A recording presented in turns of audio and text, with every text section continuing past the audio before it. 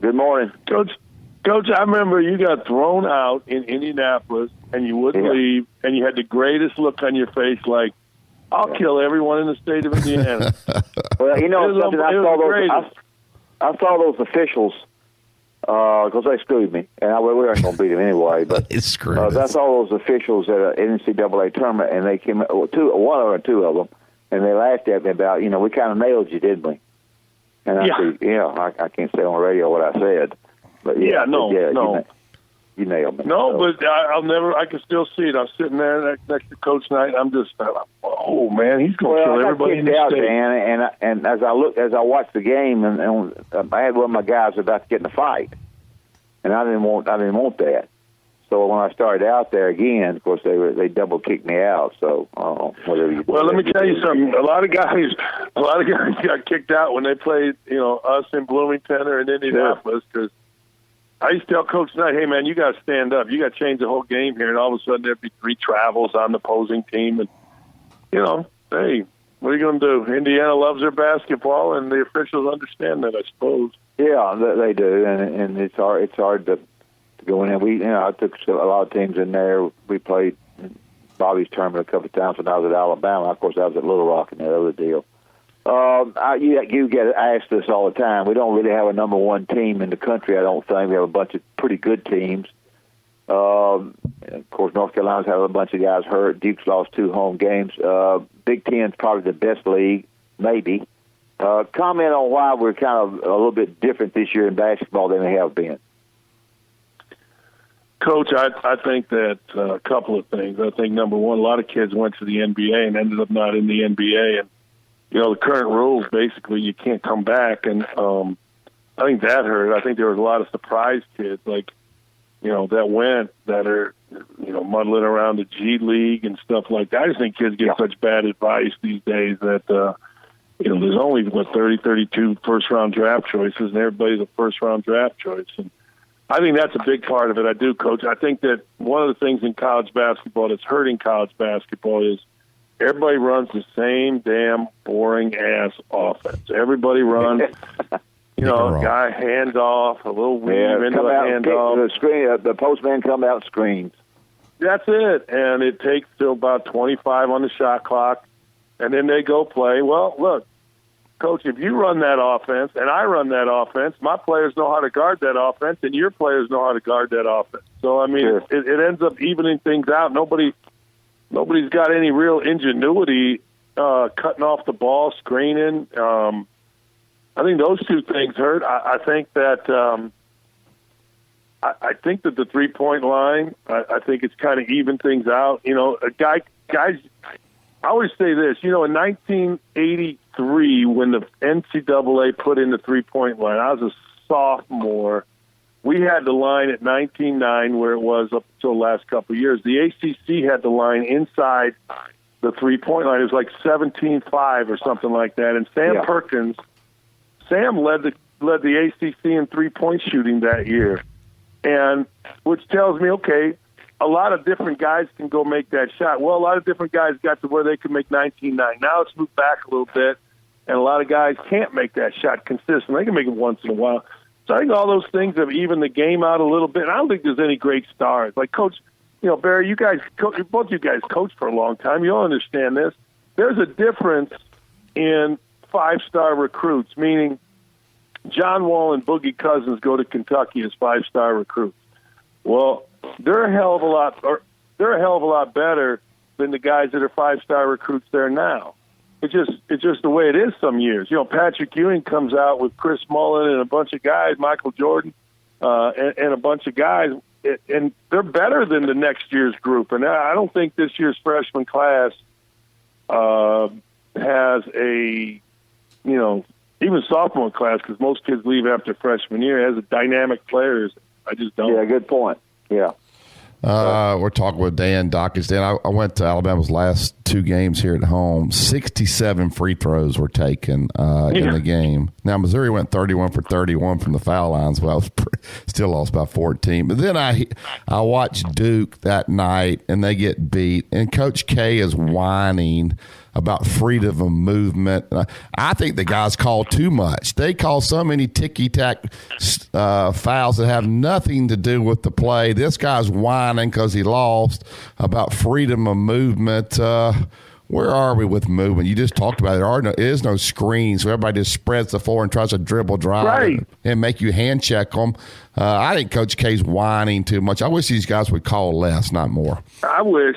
My brother, who's really the smartest guy, he's like a gazillionaire. He runs businesses. He's like, you know what I'd do if I was the head of NCAA officials? I'd reward guys that didn't call fouls. He's like, I'd move them up. Coach K's deal was ridiculous, and Barry, and I totally agree with you, and I'll tell you why. Because they don't screen off the ball. They don't cut off the ball.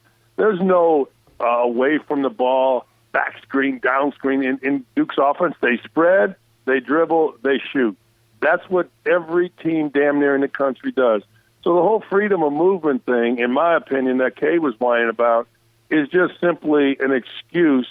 And truthfully, and I love Jay Billis, but Jay's been saying that for years. Well, he was saying that, and then they got free. But it's not that. It's that going back 5 years, 6 years, everybody started complaining about freedom of movement. And I said, look, coaches' offenses stink. Michigan State, Duke, Kansas, or North Carolina with Roy, they get the final. Kentucky, they get the Final Fours because they can score 80 points. Everybody else would run some nonsense and then a high ball screen at the end of the shot clock. Every possession was 30, 35 seconds back when they had 35-second clock. So now it's the same thing. Everybody runs exactly what you just said. We're going to spread it. We're going to little ball screen. We're going to kick it back. We're going to dribble over, try to back cut. If we can't, we're going to hand off, end of the clock.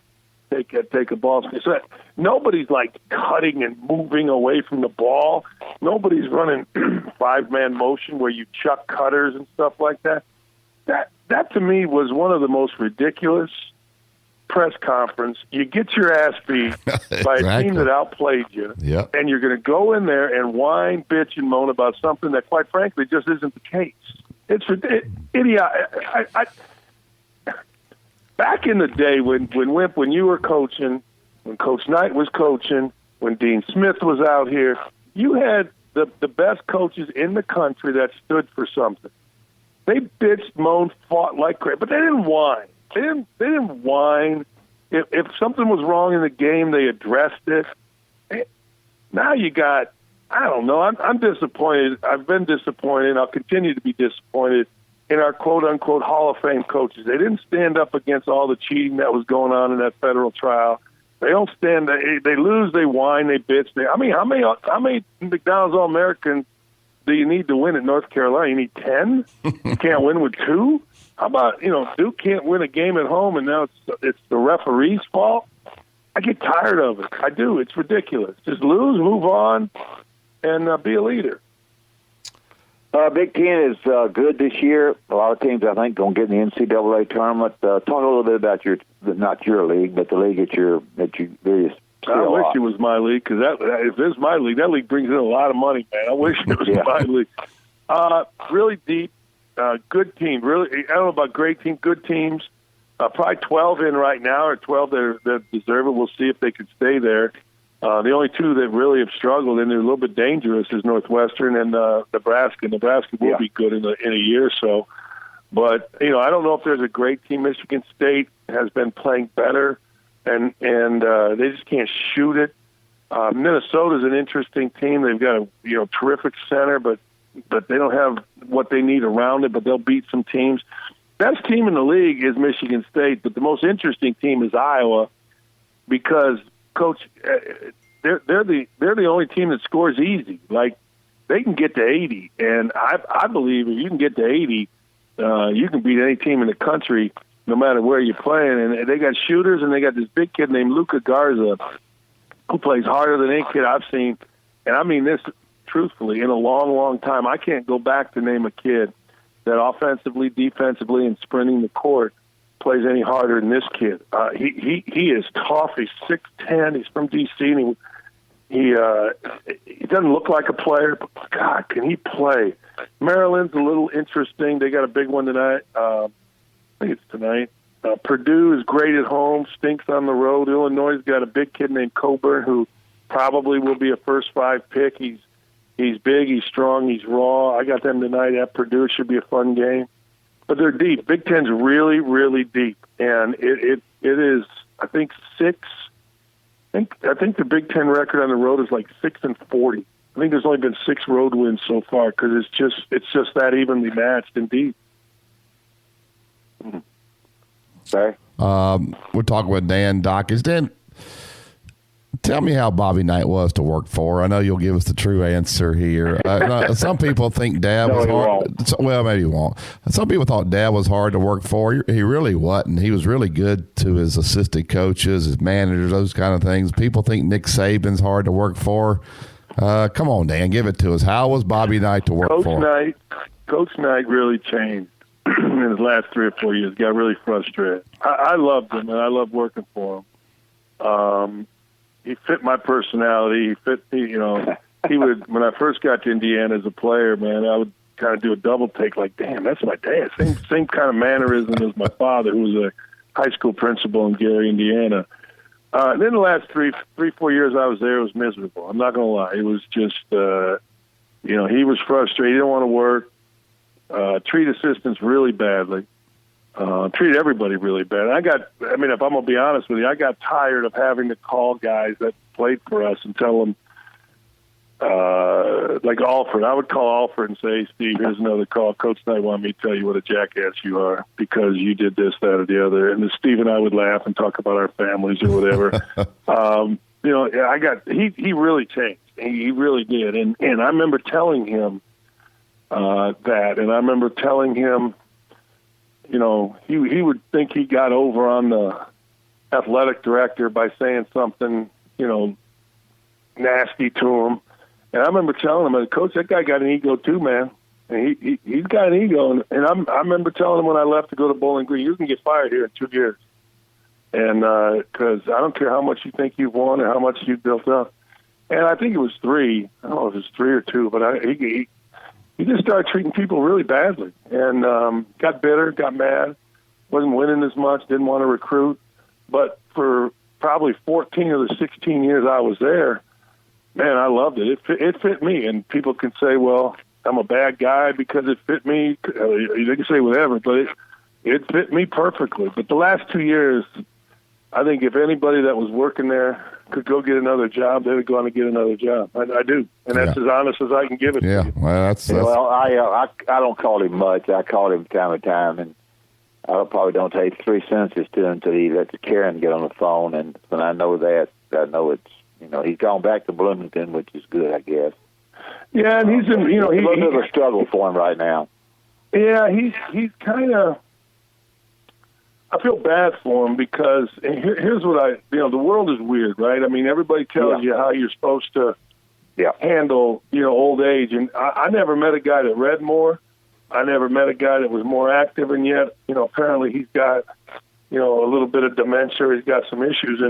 And I'll be honest with you, it scares me because I'm being little. I read these things, as you get older, and they say, well, keep your mind active. Well, damn, that dude read the big books. Like I read books with freaking pictures in it. He reads those big thick ones. Oh, I know. With small I know. print. I know. I've been with him. Yeah, he's a book, and he knows about all the wars. Yeah, he knows all that stuff. And he would. When I was a player, I got there right after Isaiah, and the year before they won national championship. And Isaiah or Chuck Franz, I think it was a kid we had, Chuck Franz. What happened, and you guys both played and coached in the era where, you'd play like a set day. Like we used to play Thursday, Saturday in the Big Ten. So if we won on Saturday, we didn't have a meeting until 6 o'clock at night on Sunday. That would be our day off. He would give you, if you played a noon game, you're done by 2. He didn't want to see you till, Sunday night at 6. Well, his ass never showed up on time, like never. So Chuck Franz, one of our players, kept a running stopwatch on how late he was. And during the course of the year, my man was over 24 hours late to these meetings. Sometimes it'd be like, it's unbelievable. Sometimes, and we'd laugh about it because after about 15 minutes, we'd go out on the court and play 2-on-2 or 1-on-1 or shoot around or whatever. But we'd be sitting there till like 8 o'clock at night. And then he'd come in some kind of hunting gear, some kind of stuff, and say, okay, fellas, we'll see you tomorrow. And we're like, what the hell? But, stuff like that you kind of laugh at and move along. But my man was active. My man read all the time. And I'm just, I'm sad that he's in this situation. But yeah, I am too. That's what Hugh Durham did at Georgia. He told the manager, when everybody gets on the bus, then you call me. That way I don't have to ever discipline anybody for being late. You call me once they're all down there on the bus, and then I will come. And he would come 10 minutes, 15 minutes later. That's exactly what Coach Knight did. Swear to God. He did. And then the other thing he would do, he'd never look at you when he was talking to the team. And I asked him one time, like he would look over your heads when he talked to the team, and I said, Coach, why'd you do that? And he told me, he said, look, I don't want to get pissed off looking at you, and I think you're not paying attention. And I look at this other guy, and he's sitting up in his chair. He said, I've learned over the years that the guy sitting up in his chair staring at me probably isn't listening to a word I say, and the guy that looks like he's sleeping while I'm talking is listening to every word. So I just look over your heads and don't look at you because I don't want to get pissed off about it. Well, there you go. Yeah. Nate Oats. What do you know about Coach Oats? He's 10-7 now. He's won, I think, 7 of his last 10 here. He plays up tempo, which everybody seems to like right now. What do you know about Coach Oats? Well, I know this. I know that he's a guy that in the modern world of basketball, you have to be a guy that knows how to bring guys together, and he's pretty good with that. He's really good with that. He does like to play up tempo. He had a toughness with his teams at Buffalo that I always thought was really good. I thought it was interesting. He's a Michigan guy, I think a Detroit guy, and here he goes to Alabama. I always find that interesting, begin to see how it works. Bruce Weber told me one time, he called it out of area, and that's interesting. So I'm curious to see how, but I think people will like him. He's a personable guy. He's got good family. He's a family guy. He will play. I think once he gets whatever players he needs, I think you'll see a tough team. I think you got, I watched him play Auburn the other day, and this is kind of how college basketball is. I couldn't tell a whole lot of difference between the two teams. I mean, I know Alabama's going to play hard as hell against Auburn at Alabama. I get all that. But I couldn't tell a whole big difference between the two teams. So I think you'll see him recruit hard, have tough teams. I think you guys will like him. I do. Yep. Dad, anything else for Dan before we let him go? No, I can't think of anything. Have you kept up with the baseball scandal? Oh, yeah. Yeah. Let me ask you something. If you were on second base, now that it's happened, would you look down at the catcher and signal to the dugout what kind of pitch is going to be, or would you not do that anymore? Coach, I'm telling you, I had a guy do that when I was in high school, and I didn't throw hard, but I didn't throw, I had to do that from second base. Like, I've wheeled around. My second and shortstop weren't even there, and I fired it right at the base, and I hit the guy in the helmet. Wow. And the ball went flying into center field. And I looked at the guy. Now, I weighed all of 120 pounds or whatever, and I said, you signal one more time, I'm going to hit you in the mouth. And but I don't think you can do that anymore. Look, they probably were good enough without knowing what pitches they needed, but I hope the players get banged for that, because at some point, those are the ones doing it. Sure. Then tell everybody. I think it's kind of funny, though, that all the technology in the world, right? You got all this stuff, all this fancy stuff. Yeah, that's the reason I had that question. Yeah. Some dude banging on a garbage can, right? That's what you can't stop the guy from the second base looking at the catcher regardless of what you do. Yeah, that's called old. You can't. That's old school, though. You're banging on a garbage can in the dugout. Right. Yeah. Right. You're banging. Hey, man, you got all these buttons, all these lights, all this computer, and hey, man, if you hear the garbage can, that means it's a fastball. What? I think that's great. I think that's hilarious. I loved it. Tell everybody where they can find your show, Dan.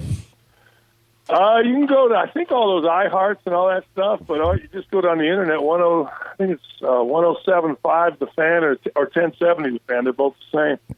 And we go from noon to 3 Eastern time. We had Cal on yesterday. He was great. Yeah. Cal was nuts yesterday. His son called in. It was fun. Great stuff, Thanks, Dan. I appreciate it very much. Thank you. Anytime, guys. Hey, thanks, guys. Okay. Thanks, Barry. Thank you. Coach. See you guys. All right, there's Bye-bye. Dan Dakich.